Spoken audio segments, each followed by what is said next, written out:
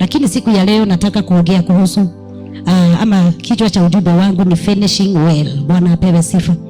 Na wakati tunaenda kuona kumalizia vizuri, nataka tuweze kuangalia mambo ambayo ni yale huwa inafanya mtu wa Mungu aweze kumalizia vizuri. Na kwa hivyo nitakuonyesha mambo kama matatu. Kuna mambo matatu huwa inahitajika ili mtu wa Mungu aweze kumalizia vizuri.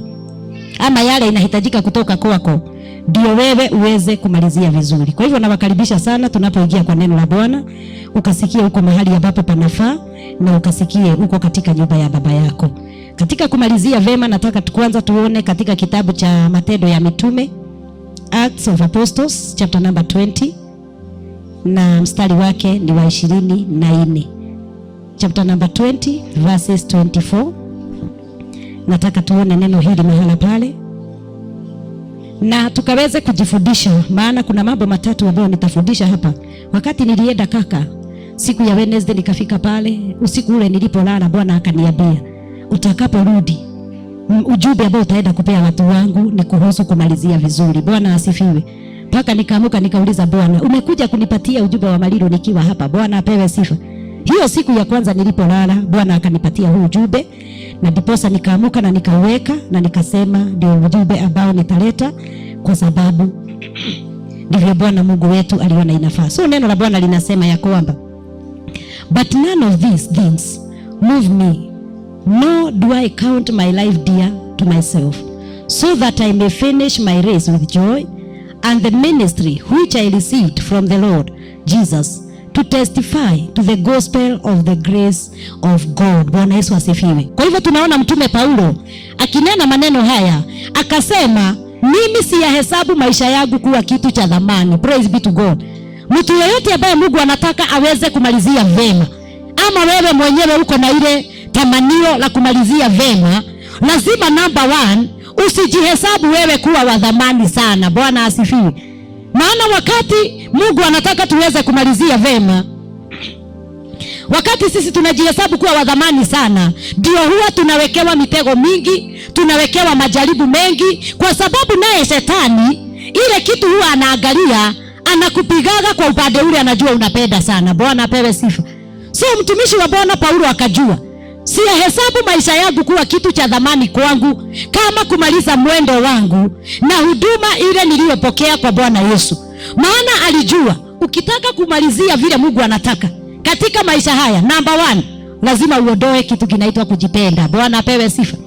Ukijipenda hautaamuka kuomba usiku, maana utasema hako ka usingizi ni kazuri sana, sitaki kupoteza. Ukijipenda kuna vitu hautafanya. Bwana apewe sifa. Kwa hivyo kitu cha kwanza ambacho huwa kinasaidia mtu wa Mungu kumalizia vizuri ni kucount ya kwamba hakuna jambo la dhamani katika maisha yako. Hauwezi ukaweka pesa mbele, hauwezi ukaweka mambo yako mbele, hauwezi ukaweka familia mbele. Hakuna kitu chako, hata wewe mwenyewe hutajiweka mbele. Bwana apewe sifa. Na katika kuelewa hivyo, utakuta sasa kuna vitu hazikupigi sana katika maisha haya. Nimekuja kugundua hata milango ile adui anapitia ndio aweze kupigana na watu wa Mungu sana. Hebu angalia kule ile area unalalamikaga sana juu yake. Angalia ile area ambayo ndio wewe huwa inakuweka uchungu sana. Ile area mambo yale unasikiaga mimi siyapendi. Mtumishi wa Bwana mmoja akasema ati mambo yale nilikuwa sipendi ndio yalinipata. Bwana apewe sifa. Kwa sababu gani? Mtu wa Mungu ndio ajaribiwe, anaangalia kwa zile area ana concentrate nazo sana. Ukionekana una concentrate katika area ya pesa sana, hiyo area, na uonekane wewe kila wakati unanena mambo ya pesa, ati ningekuwa na pesa ningefanya hii, ningekuwa na pesa ningefanya ile. Si adui amejua wewe ni pesa unapenda, hiyo area atakufinyilia sana. Bwana apewe sifa. Akijua wewe unapenda watoto sana, una concentrate upande wa watoto, atakupiga upande ule. Bwana apewe sifa. Kwa sababu gani? Ndio wewe ama wewe uweze kukamatwa ama maisha yako iweze kufugiwa, huwa unachunguzwa. Hata wakati shetani alienda kule mbinguni, alimwambia Mungu ati Ayubu hangekuwa anakupenda kama sio zile mali ungempatia. Bwana asifiwe. Kumaanisha hata adui huwa anachunguza ni nini mtu wa Mungu anapenda. Ni kiki wewe dete. Ni nini hicho unasema nikikosa hii siwezi fanya hii? Ni nini hicho umeweka ndani ya moyo wako? Huwa kinafanya moyo wako uwe na uchungu. Huwa kinafanya moyo wako uwe na vinonda. Bwana apewe sifa. So Paulo kwa hekima ya Mungu Na hii ndio hekima ya kumalizia vizuri. Akasema, siyahesabu maisha yangu kuwa kitu cha thamani. Mtu ambaye anataka kumalizia vizuri lazima uhesabu maisha yako si kitu cha thamani. Bwana apewe sifa. Na ukifika to that level, ni kusema umefika sasa level ya kugeuzwa na Roho Mtakatifu. Ati kuna mambo Roho wa Bwana anaweza kuniambia nifanye. Mimi sikuwa nimeyapanga, lakini kwa sababu mimi hakuna kitu changu, nimehesabu kikiwa cha thamani, nitatii Roho wa Bwana. Bwana apewe sifa. Akikwambia utaamuka hapa uende kilomita 10 mguu, wewe hauhesabu mwili wako ni wa thamani. Bwana apewe sifa. Unaamuka unamwambia Bwana nitaenda. Kule kuenda, pengine hapo ndipo utakuta Mungu hata acha uende hata nusu kilomita. Bwana apewe sifa. Wakati tu ameona umemwamini na uhesabu mwili wako kuwa wa thamani. Because ukihesabu mwili wako kuwa wa thamani, utasema Mungu, kilomita 10 si nitaisha. Si utaanza hapa kuona vile utachoka. Ukianza kumwonyesha Bwana utachoka. Sasa unakuta adui hapo ndipo anapata njia za kuweka mishale. Na ndio tunaona hata Ibrahimu mwenyewe. Biblia inasema ya kwamba wakati aliambiwa na Mungu, enda unitolee mtoto, hakuhesabu mtoto wake kuwa wa thamani. Bwana apewe sifa. Alimchukua kwa imani, akaanza safari ya kwenda kumtoa huyo mtoto. Lakini katika kule kwenda kutoa mtoto, kuna vitu ambazo nitakuonyesha hapa. Maana mambo matatu ninataka kuongea kuhusu. Jambo la kwanza ni wakati unataka kumalizia vizuri, lazima uwe na wisdom. Bwana apewe sifa. Jambo la pili, hii yote nitakuja kuonyesha, ni discipline. Kuna kuwaga na discipline ya kumalizia vizuri. Maana bila discipline ya kumalizia vizuri, hautaweza kumalizia hata kama Mungu amekuita umalizie. Na number 3 ni character. Na character ndio ninataka niguzie kidogo, hata kama hiyo nitaanzia. Wakati ninasema Ibrahimu wakati aliambiwa akatolee Mungu mtoto, kwa sababu number 1 hakuwa amehesabu mtoto wake kuwa wa thamani kama kufanya huduma na kumalizia mwendo wake vizuri. Alipochukua yule mtoto, alipofika mahali mtoto akamwambia na akaambia watu wake ya kwa babakini pale, mimi na mtoto tuende. Mtoto alimuuliza baba, tuko na kuni, tuko na kila kitu, lakini kondoo wa kutoa hii dhabihu wako wapi? Alimwambia Mungu ataprovide. Bwana Yesu asifiwe. Kumaanisha Ibrahimu alikuwa mpaka na character ya kuongea. Bwana apewe sifa. Anaelewa kuongea kile kinahitajika. Maana pengine angemwambia, kwani unaogopa kijana wangu? Si ni wewe uko hapa, ni wewe nitatolea Bwana. Ama si ni wewe. Unajua wakati mwingine watu wanasema ati kuongea ukweli ni kuongea kila kitu Mungu amekwambia. Hiyo si kuongea ukweli. Bwana asifiwe. Kuna mambo unaweza ongea hata Mungu akiwa amekwambia, ionekane hakuna ukweli hapo, ama haujanena kile Mungu alikuwa anataka. Maana angemwambia Isaka na kuambia ukweli, Mungu aliniambia ni wewe ninatoa. Si Isaka angetoroka? Angeakirire mwathani agocwo. Ona wewe unaona thikoragwo no urugamirire hau. Praise be to God. Angetoroka. So hekima ikafanya Ibrahimu amwambie Isaka, Mungu atapeana. Bwana apewe sifa. Geukia mtu umwambie Mungu atapeana kile unahitaji. Ona kwa niwe kweretwo ni wako munengera shilingi 500. Ndukamwire niwe. Bwana apewe sifa. Mwambie Mungu atafanya nini? Atapeana. So Ibrahimu akawa na character. Na sasa ninataka tuone neno la Bwana limesema, mtumishi wa Bwana naye Paulo, kile kilifanya aweze kumaliza mwendo wake vizuri. Na ndio tunaona hata akimalizia anasema, nimepigana vita vizuri vya imani, mwendo nimeumaliza, imani nimeishika. Bwana asifiwe. Ni kwa sababu kuna vitu alijiwekea katika maisha yake. Number 1, akakosa kujichukua akiwa wa thamani. Paulo kile kilifanya asioe, si ni kwa sababu ya ministry. Aliamua sitaoa kwa ajili ya huduma. Si amefinyilia mwili wake. Maana angeoa. Bwana asifiwe. Na sio Mungu alimtokea akamwambia wewe Paulo hautaoa. Lakini yeye aliamua sitaoa. Kwa hivyo wakati anaongea vitu hizi ziko na nguvu sana, kwa sababu yeye anaonyeshana kwa matendo ya kwamba mimi sikuchukua mambo yangu ikiwa ya thamani. Akasema ili nimalizie, sikuchukua, lakini siyahesabu maisha yangu kuwa kitu cha thamani kwangu kama kumaliza mwendo wangu na huduma ile niliyopokea kwa Bwana Yesu, kuishuhudia habari njema ya neema ya Mungu. Mtu ambaye Mungu anataka amalizie vizuri lazima awe mtu wa kushuhudia habari njema ya neema ya Mungu. Na neema, ninataka tuone neema huwa inaingia wapi. Neema huwa inaingia katika yale mambo mazito ambayo hayawezekani na mwanadamu. Kwa hivyo wakati Mungu anatufukisha maeneo ya neema, kuna watu hawatakuelewa. Bwana apewe sifa. Maana neema haikubebi kwa mambo yale wewe unaweza, inakubeba kwa yale ambayo ni zaidi ya mawazo ya mwanadamu. Na ndiposa anasema si kuishuhudia habari njema ya Mungu pekee, lakini ni habari njema ambayo ndani yake imewekwa neema. Maana neema ni kusema kuna mambo unaweza kuwa umehesabiwa kufanyiwa, ama kuna mambo ambayo unatakiwa uyafanye kwa uwezo wako hauwezi. Kwa uwezo wa Bwana unaingia na unaweza yale mambo. Bwana apewe sifa. So kwa sababu imepita uwezo wa mwanadamu, hata wakati unayafanya na imepita mawazo ya kila mwanadamu, si wanadamu wengine watakuinukia, watakwambia hauelewi. Bwana asifiwe. So ni lazima tujue tumeitwa kushuhudia habari njema ambayo ni katika neema ya Mungu wetu. So nataka sasa nikuonyeshe mambo matatu yale huwa wewe unahitajika uwe nayo ndio uweze kumalizia vizuri, kwa sababu wakati Mungu anataka tumalizie vizuri, sio wote watamalizia vizuri, kwa sababu kumalizia vizuri kuko na masharti. Bwana apewe sifa. Lakini yule ambaye atamalizia vizuri ni yule ataelewa sheria hizi. Number 1 nikasema ni wisdom.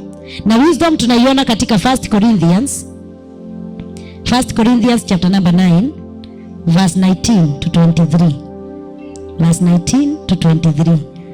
Tutuwekea pale na Biblia ya Kiswahili inasema ya kwamba 1 Corinthians chapter number 9 verse 19 to 23 inasema ya kwamba, ni Paulo anasema, maana ingawa nimekuwa huru kwa watu wote, nalijifanya mtumwa wa wote ili nipate watu wengi zaidi. Bwana apewe sifa.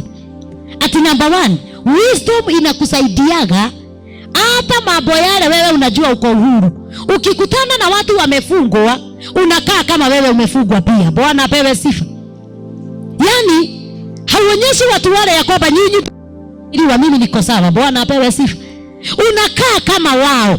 Na akasema, maana ingawa nimekuwa huru kwa wote, kwa watu wote, nalijifanya mtumwa wa wote ili nipate watu wengi zaidi. Kwa hivyo mtu ambaye anatakiwa ajue amalizie vizuri, number 1, lazima uwe na wisdom ya kujificha kwa mambo mengine, usionyeshane uwezo wako. Bwana apewe sifa. Wakati unaingia kwa watu ambao ni wadhaifu, onyeshana hata wewe uko na ule udhaifu.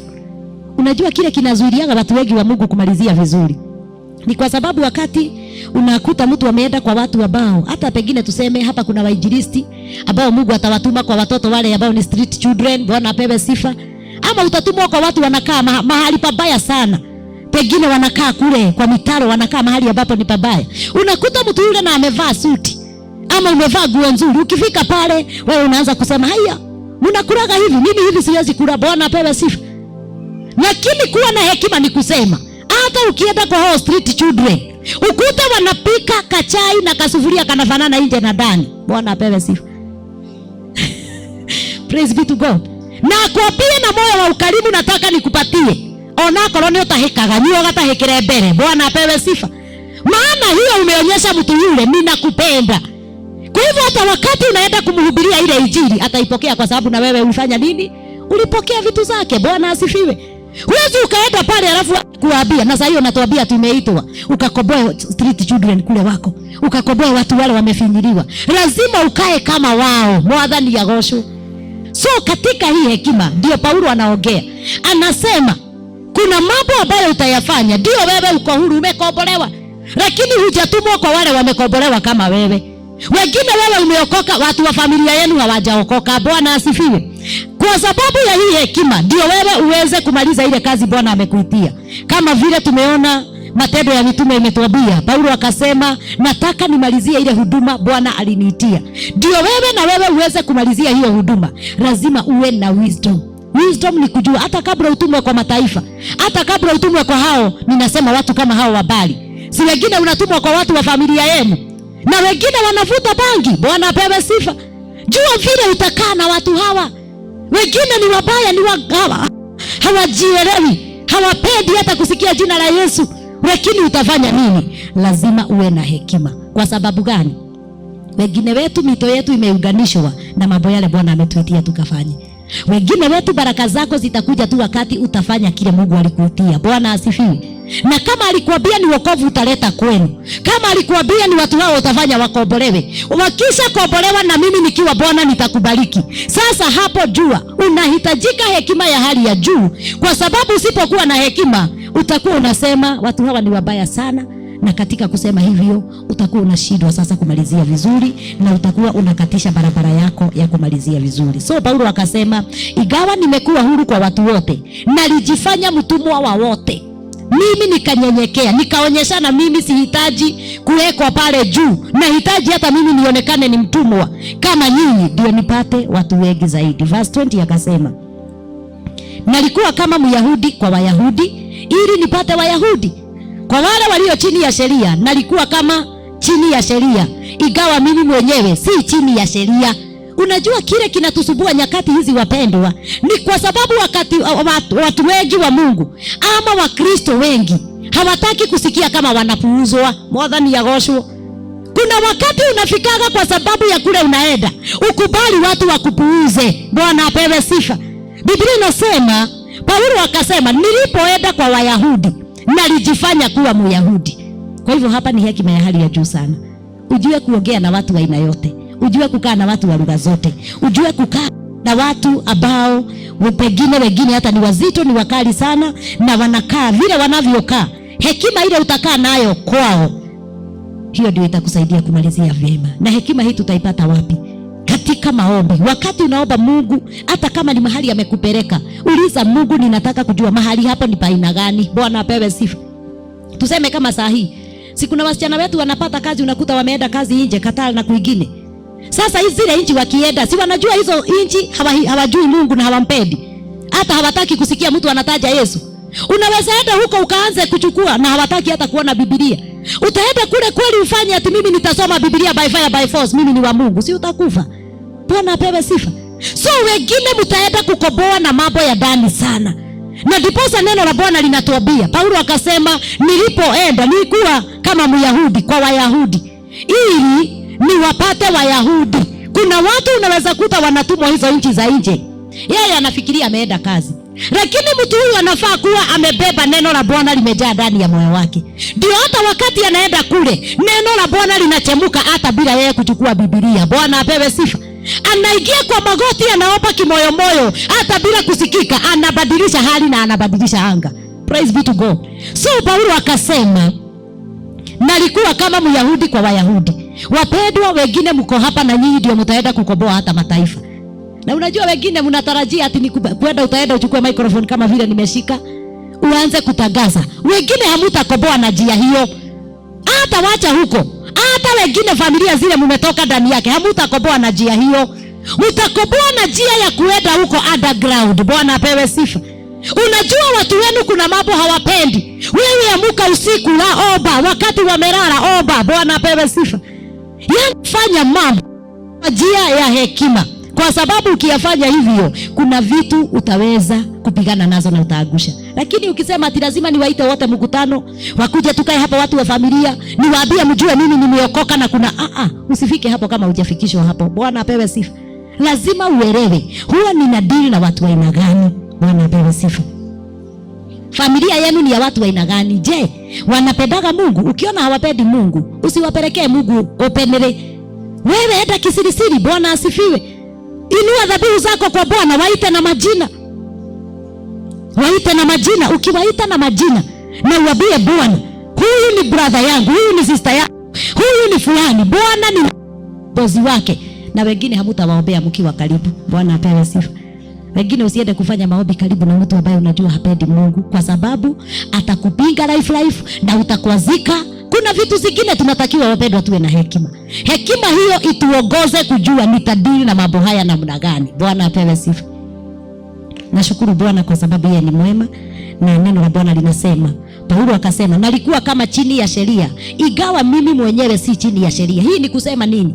Anatuambia kwa hekima sana ya kwamba wewe mwenyewe ndio unafaa kujielewa umeitwa wapi na unaenda wapi. Usishinde ukishughulika ati watu wakujue. Bwana asifiwe. Watakujua saa ngapi? Wewe ni wewe unafatara kumenya wewe muohore. Mwathani agoshwo. Lakini ukikutana na watu wako chini ya sheria, wewe kaa kama wao. Jionyeshe kama uko chini ya sheria. Ndugathi kwegotha kithuri. Ukimeraga no kinyamujigue, lazima munisikilize maana nimeokoka. Hapana. Kuna vitu zingine. Si tunaona kuna mahali Daudi alijifanya mwenda wazimu. Alijua hii mji Mungu anataka nipite nitokee saidi ile nyingine. Na wakati aliona amejulikana, jina lake limetajwa kwa kuna watu wengine mnatajwa majina mkipigiwa shangwe ati vile mmekuwa watu wakubwa. Kutoka hapo, usipokuwa na hekima wewe ni kumalizwa, utamalizwa. Bwana asifiwe. Maana kuna shangwe zingine hufai kupata, na ukizipata wewe uwe na hekima ya kujificha. Mwadhani ya goshu. Wamama hawakuwa na ubaya, wanamwibia Daudi, wanasema huyu ni Daudi yule aliua maelfu ya watu na akashinda Sauli. Yeye akifikiria. Na unajua huko ndio watu wengi wa Mungu tunamaliziwa. Kwa sababu ukisikia shangwe yako imeinuliwa juu, na wewe unasema yes, hata watu wametambua mimi ni nani. Kumbe saa hiyo ni wakati ule unatafutwa umalizwe. Unahitaji kuwa na wisdom ya kujificha. Daudi aliposikia hivyo, akajua huu si wakati wangu wa kujulikana hapa. Maana mfalme huyu wa hii nchi akisikia ni mimi, na nilishinda mfalme, ni kuniua ataniua. Daudi alifanya nini? Wakati wale watu wamekimbia kwenda kumwambia mfalme, tumeona Daudi, kumbuka ni yule aliua maelfu na mia na akashinda Sauli, na wakasema aliibiwa na sababu waende waambie mfalme, Daudi alikuwa amerarua maguo zake, akajitemea mate, akajipaka matope kwa manywele, akakaa mwenda wazimu. Wakati anaambiwa apelekwe kwa mfalme, mfalme anawaangalia, anasikia kama anaweza kuwapiga. Anawauliza, mimi mmeniona nikiwa mtu wa aina gani mniletee? Mtu ambaye ni mtu ambaye amepagawa. Bwana apewe sifa. Ninaweza kunileteaje mwenda wazimu? So wakati wanaenda kumletea, aliwaambia hebu muondoeni. Bwana apewe sifa. Daudi agithira gwethamba na mai, kabogi ugethambe na umire no kinye kuria Ngai arenda. Bwana asifiwe. So kuna vitu zingine hapa wapendwa na kanisa la Bwana, hatutatokelezeshwa na umati, hatutatokea hata kwa sababu ya wale wanatupigia shangwe. Bwana apewe sifa. Ni hekima yako itakusaidia. Maana kuna mahali hata unaweza kupigiwa makofi, lakini waambie watu hapana, si wakati wa kunipigia makofi. Maana hiyo makofi next mwenye atasikia akisikia ni kumalizwa, nitamalizwa. Bwana asifiwe. So Daudi alijificha. Na hii ndio hekima. Mtumishi wa Bwana Paulo anasema alikuwa kama chini ya sheria, ingawa yeye mwenyewe si chini ya sheria, ili ni wapate walio chini ya sheria. Kwa hivyo wewe ambao unatakiwa uweze kupata hata wale wako chini ya sheria, lazima kwingine utakaa kama uko chini ya sheria. Bwana apewe sifa. Kwa hivyo kama unataka kumalizia vizuri, lazima uwe na hekima ambayo itakuongoza. Na hii hekima tunaipataga wapi? Hekima hii ni katika kila hali Bwana amekuweka ndani yake. Badala ucomplain, maana mtu ambaye anatakiwa afinish well sio mtu wa kucomplain, ni mtu ambaye anachunguza ajue, Bwana kwa nini msimu huu umefanya mvua inyeshe kubwa? Kabla ulalamike juu ya mvua, si utake kujua kwa nini imeachiliwa. Maana ukijua Bwana atakunenea, na kwa sababu ya kujua unaweza sikia Bwana amekwambia hebu enda ukapande kitu hii na hii na hii. Na sasa hiyo ni ile watu wanasema hii mvua si ya kupadia. Bwana apewe sifa. So mtu ambaye anamalizia vizuri, number 1, halalamikagi. Ile kitu anafanyaga ni kutaka kuelewa hali hii kwa nini imenipata. Yaani yule mtu ambaye atajazwa na interpretations za mambo. Utakuwa una interpret hali, utainterpret mambo yale inakuja, circumstances zote zinakuja yako. Wewe utapewa uwezo wa kuinterpret. Bwana asifiwe. Hata mtu akikutukana, utajua kwa nini amekutukana. Bwana asifiwe. Biblia inasema Ibrahimu akaona watumishi wake na watumishi wa Lutu wameanza kutukanana, kugombana, wameinua vita. Yeye hakukemea Lutu, alielewa hii vita inasema separation. Bwana Yesu asifiwe. Kwa hivyo kuna vitu zikiinuka, uone kuna mtu ambaye hampatani, kuna mtu ambaye ama katika familia pengine hamuelewani, ama pengine wewe na ndugu zako hamshikani, badala ya usimame uwanene vibaya, nataka kujua nini Mungu anasema. Inaitwa wisdom. Bwana apewe sifa. Wapendwa, hekima hii itatuingisha kwa sababu ya kupata hiyo power ya kuinterpret mambo. Na kama kuna kitu tunahitajika kuomba kwa Bwana, ndio wewe usitagwe na bigu mlalamishi namba 1. Muombezi namba 1 lakini mlalamishi namba 1. Bwana apewe sifa. Ati wewe hoyaga muno, nogu otetaga muno. Sasa ndio usiitwe hivyo na bingu. Maana bingu ikikuita hivyo itakushughulikia. Ndio usiitwe hivyo na bingu. Tafuta kutaka kujua kila kitu kikitendeka, kwa nini kinatendeka. Unapouliza Mungu wa mbinguni, atakupatia answer. Wakati Ibrahimu aliambiwa ni wakati wa separation, aliita Lutu kwa amani sana. Akamwambia, nimekuja kugundua wakati wangu mimi na wewe kutengana umefika. Bwana apewe sifa. Na kwa sababu ya hiyo, wewe angalia upande ule utaenda. Mimi wewe uende east, mimi nitaenda west. Ukiona uende north, mimi nitaenda south. Kwa hivyo wewe kule utachagua, wewe ndio utafanya nipate mimi direction ya kuenda. Bwana apewe sifa. Kwa hivyo akajirudisha chini, hata kama alikuwa mtu mwenye mamlaka, akaonyeshana yeye hana tamaa ya mambo, na akamwambia Rutu, sasa tuseparate. So kuna vitu ndio wewe uonekane unatembea na hii wisdom ya kufanya umalizie vizuri. Kuna vitu utamuomba Bwana akupatie interpretation kabla ucomplain. Ni mzee wako anafanyaga ucomplain, kabla ucomplain juu yake, taka kujua kwa nini anafanya hivyo, anafanya ndio wewe ucomplain. Bwana asifiwe. Na je, ikiwa ni Mungu anamtumia, ni mke wako, wewe unasemaga hata utamtupa kwa sababu ya vile anafanya mambo. Taka kujua kwa nini anafanyaga hivyo. Bwana asifiwe. Biblia inasema ya kwamba mtumishi wa Bwana Hosea, na alikuwa nabii mkubwa, aliambiwa na Mungu, utaoa kahaba, na akaambiwa utamchukua hivyo wako na ukuje na yeye. Bwana asifiwe. Na kwa sababu ni yeye amenenewa na Bwana na ameambiwa utaoa huyu mama, na Mungu kuna kile alikuwa anakusanya. Mtumishi wa Bwana Hosea, wakati alikuwa anaenda kupreach, akiwa amebebana na Biblia kama hizi zangu, na yeye ujue ni mzee, si mama. Unajua sisi wa mama ni kitu kingine. Bwana apewe sifa. Maana mimi nikiwa mama, si nitatoka hapa na nienda nikapike, na nikiingia jikoni hakuna mtu ambaye ataona kama ni kitu fani. Lakini mchungaji mzee kweli akitoka kwa madhabahu akapike, unaona ni picha gani itatokea? Si nyingine. Lakini Hosea kwa sababu alikuwa na sauti ya Bwana, anatoka na Biblia kama hizi zangu, anafika kwa nyumba, anaweka kwa, anaangalia kama vyombo zimeoshwa, anaingia anaosha, anaangalia kama chakula imepika, hata hakuna, hata si kuangalia juu anajua hakuna. Bwana apewe sifa. No wako lugha na mtumie ba akinywa jovu. Bwana apewe sifa. So anaingia omenya kwa wakiwa ibada teno, arauma kinya one ha madhabahu nene rafanga nikekiririyo.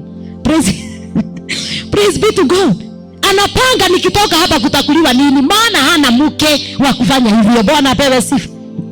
So akifika kwa nyumba ni aweke Biblia hapo, aingie kitchen apike na halalamiki. Bwana apewe sifa. Apike, aadae chakula, akuje na chakula sahani mbili awekelee kwa meza na afunikie, arudi atoke, aende kwa bar, akaendee mama, akuje na yeye hivi. Bwana apewe sifa. Amweke hapo chini, amwambie kula chakula. Praise be to God. Watu wengine wakiona ni kitu fani, Hosea haogopi. Bwana apewe sifa. Wapendwa, hakuna kitu kutembea Bwana. Maana ukitembea na sauti ya Bwana, mambo yale watu watakuwa wakisema, haya tunamuona tuko, watapigwa peke yao, wewe hauko hapo. Bwana apewe sifa. Maana Hosea anajua ni Mungu ameniambia nifanye hivi, akafanya kwa uaminifu. Baadaye ndiye Mungu akamtokea akamwambia, hivyo unaona sasa, ukifanya hivyo ndivyo mimi Israeli wamefanyika kwangu. Wamefanyika wakatili, wamefanyika watu wasiotii. Vile unaona mke wako ako, hivyo ndivyo watu wangu wa Israeli walivyo. Praise be to God. Kwa hivyo katika maisha yetu sisi wenyewe, kwingine kuna watu mtaonenewa na Mungu na hali ambazo wanataka kukwambia hivyo ndivyo dunia iko. Bwana apewe sifa. Hivyo ndivyo watu wangu wako. Mambo hiyo unaona. Wapendwa, sahi Mungu akitaka kukunenea kuhusu mambo makubwa, hata mengine yatakuja kufanyika. Hata tumia mambo iko mbali, atatumia mambo ile iko karibu na wewe. Bwana asifiwe. Hosea ameambiwa, hivyo unaona nimekwambia ndivyo Israeli wote wako kwangu. Kwa hiyo Mungu, ninafanya kazi ngumu kama hiyo unafanya ya kujaribu kurejesha Israeli, na akaambiwa wewe ndio utafanya huyu mama sasa atulie. Bwana apewe sifa. So na wewe kuna vitu utaomba Mungu ndio uweze kutembea na hii wisdom ya kumalizia vizuri. Umwambie Bwana, nipe hekima hii ya kuinterpret vitu ambazo zinakuja kwa maisha yangu. Maana usipopokea hii wisdom, kuna vitu hautaweza kuinterpret vizuri. Na usipointerpret vizuri, hautaweza kumalizia vizuri. Bwana apewe sifa. So Paulo naye akasema kwa wale ambao hawana sheria, alikaa kama mtu ambaye hana sheria. So na sisi tukiwa wa Kristo, hivyo ndivyo anataka tukae. Kabla uingiane na mtu, taka kujua mtu huyu ni wa aina gani. Kama ni mmoja wa wale hawana sheria, hata wewe usiende na sheria nyingi. Bwana apewe sifa. Kaa vile utaweza kushika moyo wa huyo mtu na asikie ya kwamba hakika niko mahali ambapo panafaa. Bwana apewe sifa. Verse 22 inasema ya kwamba kwa wanyonge nalikuwa kama mnyonge, ili ni wapate wanyonge. Kwa hivyo hajaingia tu kwa vikundi 2-3, ameingia kwa vikundi za aina nyingi. Akaingia kwa wanyonge. Ni watu wale ambao wanajisikia ni wadhaifu, ni watu wale wanajisikia ya kwamba hawana nguvu. Akakaa kama pia yeye ni mdhaifu, ili hali anajua yeye si mnyonge, lakini akafanyika kama mnyonge ili aweze kupata hii mioyo ya watu wanyonge. Hivyo ndivyo Mungu anatakaga viongozi wawe. Bwana apewe sifa. Ndivyo Mungu anatakaga watenda kazi ndani ya mwili wa Kristo wawe, kwa sababu kwa watu ambao ni wanyonge utakaa kama mtu mnyonge ndio uweze kuinua hiyo mioyo. Na ndio hii tunaona wakati mtu ambaye anaitwa Jefitha alikataliwa na ndugu zake na wakamfukuza. Walipomfukuza alienda akakuta grupu kubwa ya watu ambao nao walikuwa na maudhaifu kama ili yako nayo, walikuwa wamefukuzwa kama wewe, walikuwa wanyonge. Akakaa kama mnyonge. Lakini Jefitha ndani yake alikuwa anajua yeye si mnyonge. Si alikuwa anajijua yeye ni shujaa wa vita. Amefukuzwa lakini yeye ni shujaa wa vita. Kuna mahali hata ukiwa shujaa wa vita, kwingine utakaa ni kama wewe si shujaa. Bwana apewe sifa. Ili uweze kufanya kile ambacho unatakiwa ufanye. So alienda pale akawaonyesha tuko sawa sisi wote, lakini nitaanza kuwaongoza tufanye ile mambo inahitajika kufanywa. Bwana apewe sifa. Akawatia nguvu katika ule unyonge wao, na kutoka hapa Biblia inasema, maana ukielewa mwito ule Mungu amekuita nao, hata usijitetee. Hata kama ni kwa familia na inakuinukia yote, usijitetee. Bwana apewe sifa. Kaa na hekima ya Mungu ndio huwa inatusaidia. Kwingine tunajificha. Bwana apewe sifa. Unajifanya hakuna kitu unajua, na unajua everything. Bwana asifiwe. Unakaa na huko chini kule mnaitaka chini ya maji, unajificha huko, unanyamaza hapo, unakaa. Kwa sababu ya nini? Kuna watu ambao hawataweza kujua kama wewe uko na ule uwezo, ila tu ni wewe utajua. So wakati Jefitha alijifika na wale watu wanyonge na anajua yeye ni shujaa wa vita, angekuwa mtu wa kiburi angewaambia mimi si aina ya kukaa na watu kama nyinyi. Bwana apewe sifa. Si kuna watu wanachaguaga group za watu vile wale watatembea na wao. Wanatafuta classes. Mimi ni wa klasi hii, mimi siwezi tembea na hawa. Sasa ukiwa mtu wa class hautaweza kumalizia vizuri. Maana mtu wa kumaliza vizuri lazima aelewe wanyonge, akae kama mnyonge, aelewe wale wadhaifu, akae kama wadhaifu, aelewe wale hawana sheria, akae hivyo. Yani aina zote za watu aweze kuelewa. Na hii sasa, hii hapa ndipo kazi iko. Maana hapa sasa ni maombi. Bwana apewe sifa. Mungu akikupatia rafiki mgeni ama mpya, taka kujua kwa nini ameletwa katika maisha yako. Mimi naambiaga watu, mtu yeyote analetwa katika maisha yako, mnakaa kama two way traffic. Bwana apewe sifa. Either ameletwa akiwa na msaada wako ama wewe uko na msaada wake. Kwa hivyo ndio muweze kusaidiana, ni lazima ujue ni mimi niko na msaada wake ama ni yeye ako na msaada wangu. Bwana apewe sifa. Maana ukisema ni yeye ako na msaada wako na pengine Mungu aliona wewe ndio uko na msaada wake, si mtaishi kupitana? Kwa sababu wewe unangojea akusaidie na yeye aliletwa umsaidie. So ni vizuri kwanza kutangulia kujua na kumwambia Bwana, nataka kujua ni mimi niko na msaada wa mtu huyu ama ni yeye ako na msaada wangu. So na sisi wakati Mungu anataka tuweze kumalizia vizuri, kuna mambo unafikaga mahali unauliza Bwana, mahali kuja sheria zake ni gani? Maana ukijua sheria ndio zitakusaidia kumalizia vizuri. Praise be to God. Sasa ukienda State House, Mungu akusaidie upate kazi pale State House kwa president wetu. Taka kujua mambo ya hapo inakaa namna gani. Ukiweka kwa White House, usiunganishe mambo ya hapo. Bwana apewe sifa. Enda hapo napo uombe, umuulize Bwana, nataka kujua mambo hii. Mambo yale unaona katika maisha yako ikikuja, kabla ucomplain.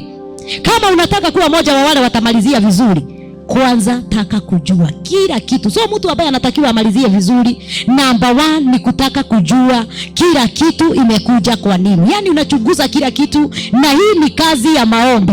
Maana usipoomba, vitu zingine utainterpret kulingana na vile unasisikia, na kama wewe ni wa hasira, ukichanganya na hasira utatoa vitu zingine ambazo utarudi kuregret baadaye. Bwana asifiwe. So anasema verse 22, ati to the weak I became as weak, that I might gain the weak. I am made all things to all men, that I might by all means save some. So akasema verse 23, nami nafanya mambo yote kwa ajili ya Injili ili kushiriki pamoja na wengine. Ati kwa hivyo anafanya hii mambo yote kwa ajili ya Injili. Wapendwa, wengi tumeitwa katika Injili, na katika hii Injili tumeitiwa ndio Mungu ataachilia baraka zetu. Lakini swali ni hili, wakati wewe unafanya hii mambo yote kwa ajili ya Injili, huwa unaigiana na ile hekima Mungu anataka uigie nayo? Watu wale Mungu amekuaminia utaokoa, kama umeigia na njia gani? Unawanenaga nini kuwahusu? Ni mambo gani unafanya kwa ajili yao? Je, kwanza tuanzie pale mwanzo sana. Unajuaga wako na mioyo inakaa namna gani? Ndio ni wenu. Bwana asifiwe. Najua kuna watu wanasemaga mtu huyo ni wetu na mimi hata simuunderstandigi. Sasa kama haumuunderstand, utawezaje kusaidia mtu ambaye hauunderstand? Mwadhani ya gosho. Ukia jirani umuulize utamsaidiaje na haumuunderstand? Step 1 ya kuanza kusaidia mtu ama watu wale Mungu amekuitia. Namba 1, hata kabla hujaingia kwa mtu kumwambia Mungu amenituma nikusaidie, mchunguzie kwa ujibali umuunderstand. Mwadhani ya gosho. Maana kile kinafanya Wakristo wengi wapigwe vita na maisha yao ikuwe na ile delay, hawatokei na Mungu ananena kutokea, ni kwa sababu sisi hatuanziagi obira namba 1, tunaanziaga obira namba 15. Bwana apewe sifa. Obira namba 1 ni nikijua mtu huyu amekuja hata kabla hatujaingiana na yeye. So, wakabla umujue na ujue ametumwa kwako umsaidie, mchunguze kwa ubali. Bwana asifiwe. Kiingilio chake kwako uwe unajua na mtu huyu ameletwa hapa na Mungu kwa sababu hii. Na watu wote wanachunguzaga hivyo kabla. Hakuna mtu anaweza kuja kuwadanganya. Na hata roho ya udanganyifu ikikuja utaona anaikamatia bali. Bwana asifiwe. Si kuna yule msichana ambaye alienda akaambia kina Paulo, nyinyi ni watumishi wa Mungu. Lakini Paulo alikamata hiyo roho hata wakati anajiita mtumishi wa Mungu. Anawaelewa kwa sababu anaona divination. Praise be to God. Paulo mwenyewe amejiandaa, amejitayarisha, na ndio unaona anatunenea maneno haya. Anaingia katika mkutano, ameombea ule mkutano, ameambia Mungu, nataka unifungue macho ninapoenda kuhudumia watu wako, unijulishe kila roho na kile unataka nijue. Bwana apewe sifa. So akiingia hapo, roho ya divination ikiingia mtu anaikamata. Yule mtu anaweza uliza, yani huyu ni kunichukia, ananichukia, anadanganya ati mimi ni divination niko nayo na mimi ninaonenewa na roho wa Bwana. Bwana asifiwe. Wapendwa, ni vizuri kuchunguza mambo mengine kwa sababu hekima ya Bwana itaingia ndani yako ambayo itakufanya umalizie vizuri, wakati hauta interpret vitu vile ambavyo sio vile Mungu alikusudia. Bwana apewe sifa. Na tena vitu zingine huwezi ukainterpret ukiwa ndani. Ndio tunaambiaga hata wale watu hawajaolewa ama kuoa, usiende kuchunguza ndoa ukiwa ndani, tole kidogo ungeona. Mwadhani ya gosho. Hata wale tunataka kujua mambo ya kwetu hatuyajuagi tukiwa pale ndani. Lazima ujitenganishe kidogo na damu ya kwenu. Bwana apewe sifa.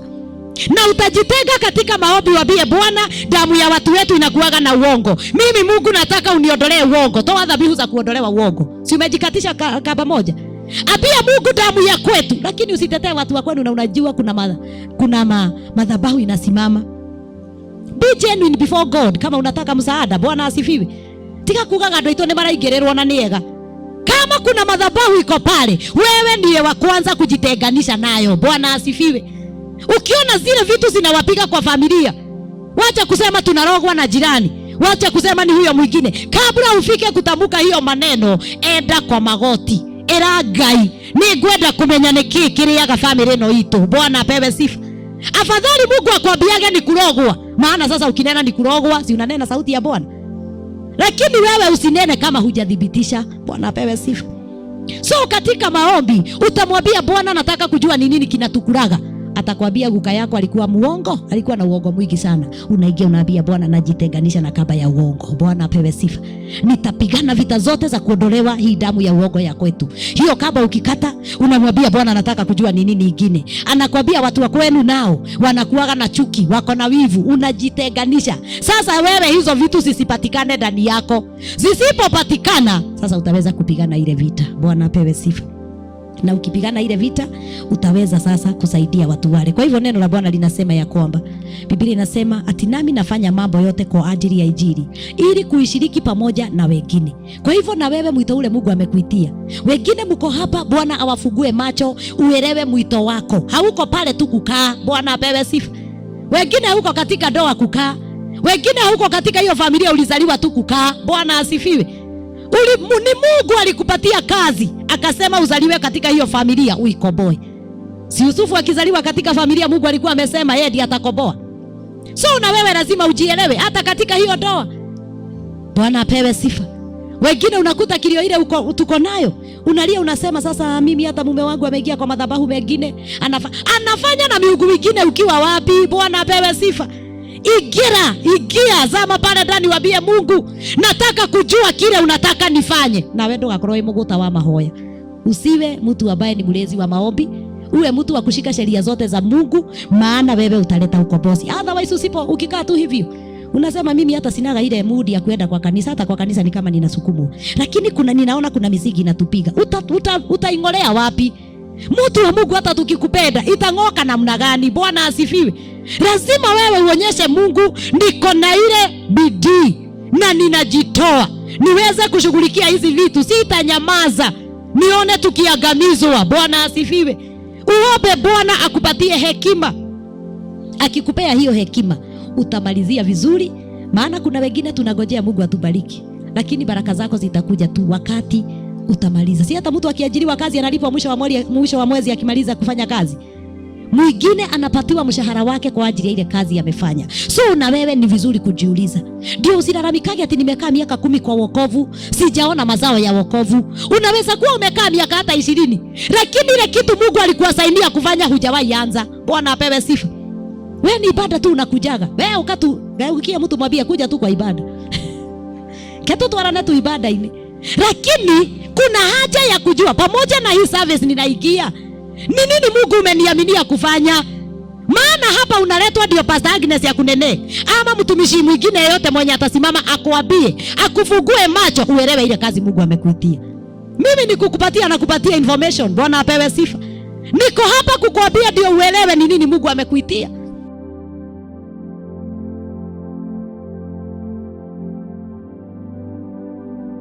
So nashukuru Bwana kwa sababu wakati tunatembea na hii hekima ya Mungu, na nimesema hii hekima haitakagi watu wanalalamika, inatakaga watu wanauliza maswali kwa Bwana. Jambo lolote likikuja, iwe ni mawimbi, ni dhoruba, wewe hausimami kumwambia Bwana, tazama nimekutumikia miaka hii yote hakuna mabadiliko kwa maisha yangu. Wachana na hizo. Bwana asifiwe.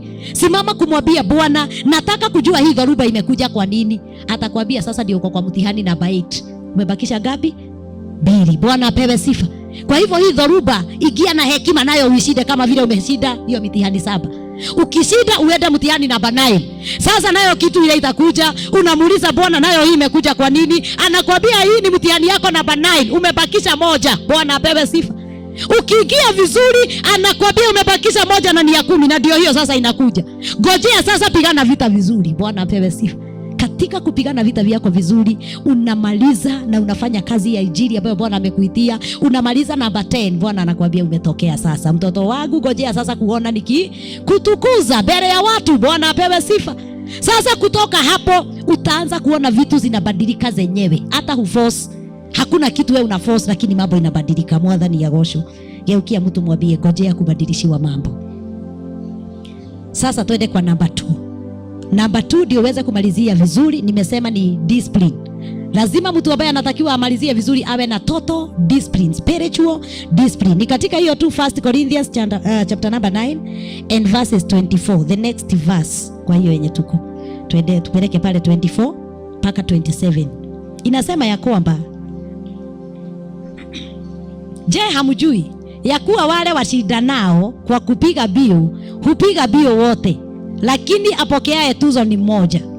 Ni swali anauliza. Je, hamjui ya kuwa wale washindanao kwa kupiga mbio hupiga mbio wote, lakini apokeaye tuzo ni mmoja? Ni mmoja mgani huyu? Pigeni mbio namna hiyo ili mpate. Kwa hivyo anasema tupige mbio kwa njia ya kujua atakayepokea tuzo ni mmoja. Kwa hivyo kila mmoja wetu unapopiga mbio, upige mbio yako ukiwa na lengo la kupokea tuzo. Mwadhani ya gosho. Geukia jirani umuulize, lengo lako ni gani katika mbio hii ya wokovu? Kuna watu hata hawajuagi kule wokovu utawapeleka. Wao tu wako hapa kusema Yesu ni Bwana. Geukia mtu umuulize, wewe uko wapi? Unajua hapo ndipo tunatakiwa sasa tuhame. Kuwa na lengo ni kusema number 1 ni discipline mtu anakuaga nayo. Because wakati Mungu anataka mpelekane na yeye, si kuna zile sheria atakupatia. Kama mimi alinipatia discipline number 1 ya time. Akaniambia hakuna maombi taanzwa kanisani kama hujafika. Na ndio unaonaga mimi hata saa hii, hata kama afadhali tu niwe huku around nashughulikia mambo hapa, lakini nimeingia. Bwana apewe sifa. Maana mimi ni watu wale nikikuta maombi imeshaombwa, na ndio naona nikirudisha watu kwa sifa. Si kuwarudisha kwa sababu ya nini? Maana kama kuna watu wako kama mimi wanasikiaga nimepitwa na mambo, anasikia moyo wake uko na hofu. Isipokuwa hao hatuwezi tukawapigia debe sana, maana si nikukataa wamekataa kutii. Geukia mtu mwambie siku ya leo umekuwa wa sifa za kwanza ama za pili. Na hata pengine kuna mtu hata za pili hajapata. Bwana apewe. Muulize wewe umeingia kwa gani? Bwana asifiwe. Biblia inasema katika Job 33:14, ati Ngai aragia rita leo. Ya pili ni kwa mtu gani? Yule asiyejali. Sasa geukia mtu umuulize wewe ni yule asiyejali ama ni yule anajali? Mtu ambaye anajali ni yule anasikia roho wa Mungu anamuasha ndani. Anasikia service ni portion yangu. Bwana apewe sifa. Ati mimi nikichelewa kanisani nasikia niko na ile hofu. Bwana apewe sifa. Unajua ni vibaya wakati mwingine wengine hata tunakaa tu hapa Mwiki tunashindwa na watu kama akina Jeredi wanatoka bali. Nani mwingine anatokaga bali? Watu wale mnatoka bali. Bwana Yesu asifiwe. Niinulie mkono wale unatumia magari kufika hapa. Haya, wote ni wa hapa. Nyinyi wote ni wa hapa. Sasa geukia mtu muulize wewe unaingia kanisa saa ngapi? Isipokuwa tu Jeredi asiulizwe. Jeredi labda aulize Pastor Lea. Bwana Yesu asifiwe. Ni vizuri kutaka kujua because unaona vitu zile zinafanyaga Mungu aanze kuqualify mtu. Number 1 ni time. Bwana Yesu asifiwe.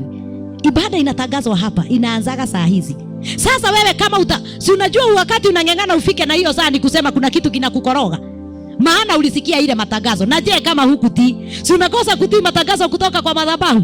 Kwa hivyo ni kusema hata vitu zingine utaambia Bwana na yeye atapuuza. Bwana apewe sifa. Kwa sababu Mungu wetu ni Mungu ambaye anasema hadhihakiwi. Na chochote mtu atapanda ndio atafanya nini? Kwa hivyo hii matangazo mnaona tukitangaziwa hapa na Deacon. Anasema ibada yetu inaanza saa 2, maombi hapa tulikuwa na Deacon hapa akituongoza. Bwana apewe sifa. Kama wewe hauko umefika na unasikia hiyo matangazo, ni kusema kuna vitu ambazo zitakuwa zinasumbua maisha yako. Kwa sababu kuna vitu ambazo Mungu hutaka tufuatilie. Geukia mtu sasa umwambie anza kuingiana na time. Amen. Bwana Yesu asifiwe. Maana hapo ndipo baraka. Unajua vitu zingine vitu tudogo. Si tuliambiwa bwana wadogo ndio wanaharibu mizabibu. Vitu sisi tunapuuza ndio Mungu anaangaliaga. Maana Mungu haangalii wewe unaombaga sana. Anaangalia uaminifu wako kwa time. Bwana apewe sifa. Anaangalia uaminifu wako kwa vitu kama zile tulikuwa tunafundisha hapa fungu la 10, mambo yale unafanya ambayo ni sheria kutoka kwa neno la Bwana. Anaangalia mambo hayo. So, neno likasema, Paulo akasema, je, hamjui ya kuwa wale washindanao na kupiga mbio wote, lakini apokeaye tuzo ni mmoja. Pigeni mbio namna hiyo ili mpate. Kwa hivyo anasema ndio sisi zote tuweze kupata, lazima tung'ang'anie kupiga mbio yetu vizuri. Bwana asifiwe. Verse 25 inasema, na kila ashindanaye katika michezo hujizuia katika yote. Basi hao hufanya hivyo kusudi wapokee taji iharibikayo, bali sisi tupokee taji isiyoharibika. Ati watu wale, hebu tuweke hapo na NIV. Inasema aje? Everyone who competes in the games goes into strict training. Hiyo ndio nilikuwa natafuta, strict training. Bwana Yesu asifiwe. Anajizuia katika mambo mengi sana. Kuna training nyingi atajiweka na ni strict. Kwa hivyo ni kusema mtu huyu hana sasa kupuuza jambo lolote. Kama ni upande wa time anaweza acha. Mimi ndio nitrainiwe na time, siku anajua Mungu ananitrain na time. Na wakati nilikuja akaninenea kuhusu time alikuwa ananionyesha hivi. Lakini kabla anionyesha hivi nilikuwa nimefundishwa time. Nimetrainiwa na my sister. Nilikuwa wa Sunday school. My sister alikuwa mwalimu wetu wa Sunday school. So, my sister anaamuka anajitayarisha na mimi naamuka. Na nilikuwa napenda sana kupelekana na yeye. Lakini yeye anajitayarisha haraka.